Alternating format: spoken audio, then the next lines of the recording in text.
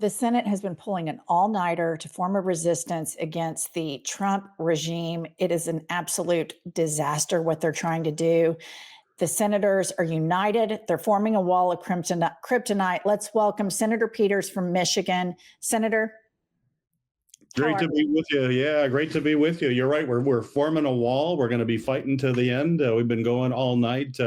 I have my shift a little bit later today, and I'll be on the floor for I think about 70 minutes talking about this nominee that we have, who is a disaster for our country. And he comes through my committee. I'm the ranking member, former chair of Homeland Security and Government Affairs. We oversee OMB. This is a gentleman that we've dealt with in the past in OMB. We know what he did last time, and he's going to do, unfortunately, even worse things in this term if he is confirmed. What are y'all going to do about Elon Musk?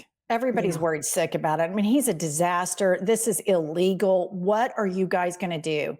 Yeah, you're absolutely right. And the fact right now that his folks are in the departments right now getting information from the departments, getting into the tax records, so the records from the Treasury Department, other kinds of contracts. But it's really about data. And what I'm concerned about is privacy. The to give basically a person who has a major social media platform and is able to use data. You know, if you look at today, what is the most valuable commodity in the world? It's not land, it's not oil like it used to be. Now it's data.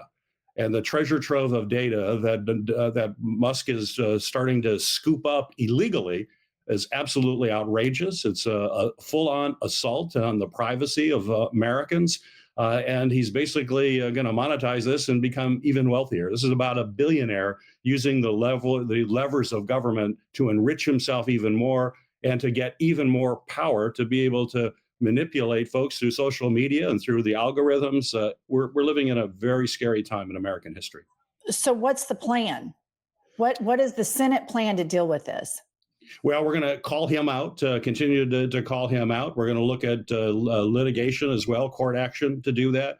Having public outcry is critically important, and it works. And, you know, we just saw an example of that with a number of contracts basically being frozen by the Trump administration, you know, and saying we're just not going to pay any contracts, which is illegal, by the way. Let's be very clear. And that's what this battle is with Russell Vought at OMB. He believes that basically the president can choose whether or not to spend money that has been appropriated by Congress, by law, to help people across the country. And they just said, no, we're going to freeze it. And, you know, I'll put it in perspective. When I was questioning him in committee, I said, if Congress is appropriating money to help people in Head Start, to help police departments have the resources they need, firefighters, to have folks that are in crisis care, by law, you have to provide that to these individuals. Congress has determined that.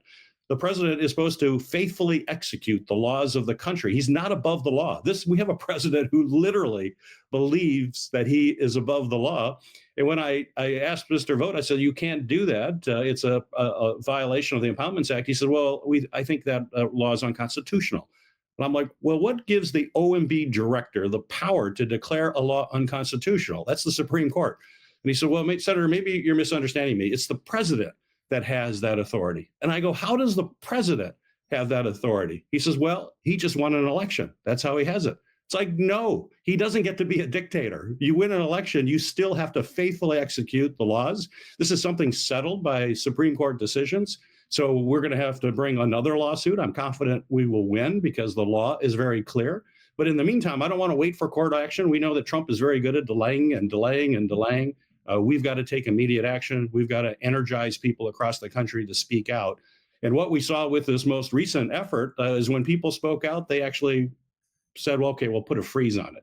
And quite frankly, it was because of action from folks that are listening to your podcast right now and people all across America who are being impacted in a real way. The calls that I got, the panic calls that we got in our office, like, we don't know if we're going to be able to pay our employees. We don't know if we're going to be able to provide services. I had a group of Head Start folks saying we may not be able to help children next week. This is unacceptable. Government should never work this way. They're trying to break government and they're doing it illegally. And it's time for action from all of us. Sorry to interrupt. We have to wrap and get the senator to his next meeting. Okay. Yeah, thank you. Thank you for being with us. Oh, it's great to be with you. Sorry, this is a crazy, crazy day, but thank you for what you're doing.